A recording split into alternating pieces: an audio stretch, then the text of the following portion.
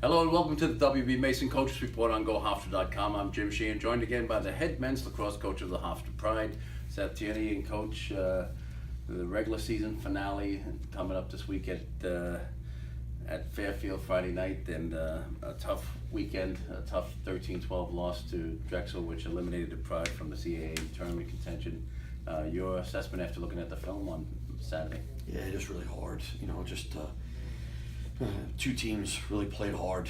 A couple of errors that led to penalties, or just penalties being called, and they played well on man up, and we didn't do a great job on man down and special teams overall for one more goal.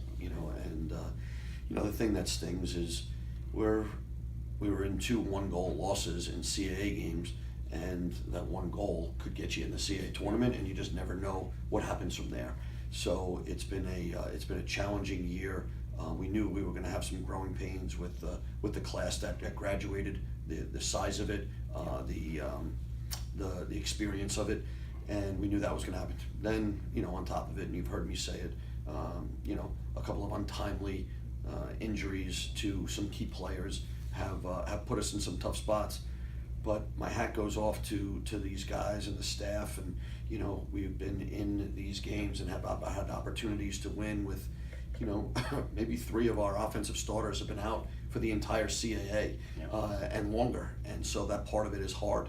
But you got to play the hand you dealt, and sometimes these years come around. So we have we talked as a group yesterday. We're going to have a great week of practice, and then head up to Fairfield, and much like Fairfield, we're going to try to end the season on a high note and with a win, and we're going to prepare to do that this week in practice. Obviously, we knew there was going to be growing pains this year with a young team, but 7 one-goal losses. Is it easier to? 7 one-goal games. 8, I think, maybe. I think it's 8 one-goal 2 and games. 6. You're right. Yeah, 2 and 6. 8 one-goal games. Is it easy to digest that, knowing that there's light at the end of the tunnel? Yeah, I mean, sometimes the one-goal games are harder than than exactly. losing by a couple. I know that doesn't make sense, but you really start to look at films when it's a one-goal game. And listen, attention to detail, focus, a lot of things go into one-goal games, wins and losses, and so it'll be a tough season to swallow. It'll be a tough off season. But as you said, we are taking some positives from this season to do what we did with all of the things we had to handle, and to be that close. Well, that bodes well for the future. Before we talk about Fairfield, what's the most important thing you learned about this season? It's the toughness of our team. They came out every week, and like we said, after a one-goal loss or a multi-goal loss or a win, the leaders of our team, they made sure that we came out and we worked really hard. Really proud of the seniors, and would like to get them, to go out with a W. And but really, this team, I know what our record is, but this team came together to be that close. And again, the ball bounces a couple different directions, and we may be hosting the CAA, which is crazy, but that's the way it is every year for a lot of teams. You're just that close. It's one of those conferences. When you look back, obviously Ryan has had a fantastic year. His career high with 50 points, 39 goals, 11 assists. Mm-hmm. Sometimes that gets overshadowed by a 4-9 record. Sure. But obviously, you can't deny him. He's just climbed into number 10 on the all-time scoring list in Hofstra history. And obviously, as a father and a coach, it's difficult for you to, say how you feel about his play. Sure.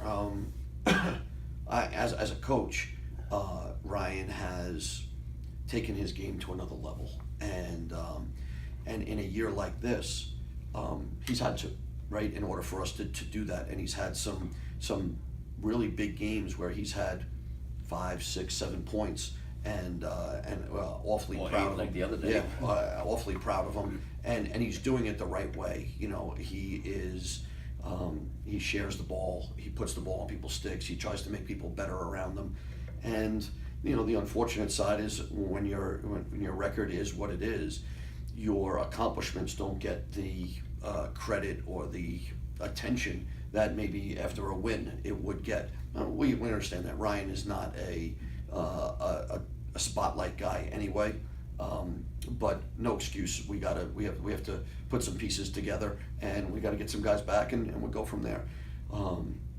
So awfully proud of him. I don't get involved too much in regards to where he is in points and things like that.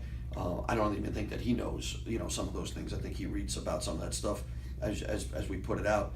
As a father, yeah, I mean, there's things that I'll say on camera next year that will make a lot of sense, but just proud of him as a dad at this point. And obviously this week at Fairfield, 7 o'clock game up at Fairfield University. Yep.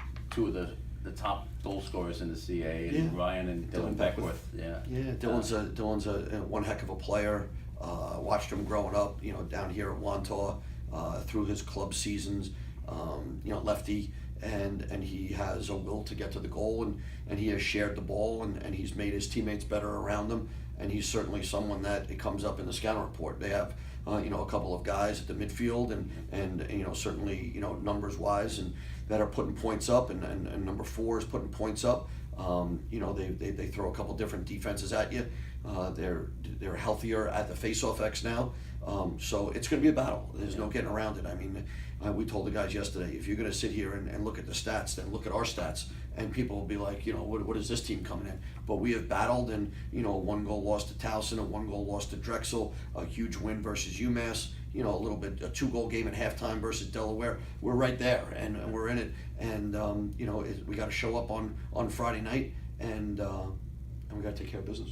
Yeah, a team on a losing streak is very dangerous, especially in the final game of the season. No question. You know, how they're going to go into this game is, you know, it's going to be interesting. How we're going to go into this game is certainly interesting. We've never been in the situation where we've had nothing really on the line outside of pride and ending the season on a high note and playing for our university. So we'll see how we react to that. But certainly we've had some good conversations. Certainly the emotion of senior night is going to carry them as well. No question. Well, good luck this week against the Stags of Fairfield. And thank you for watching the WB Mason Coaches Report on GoHofstra.com.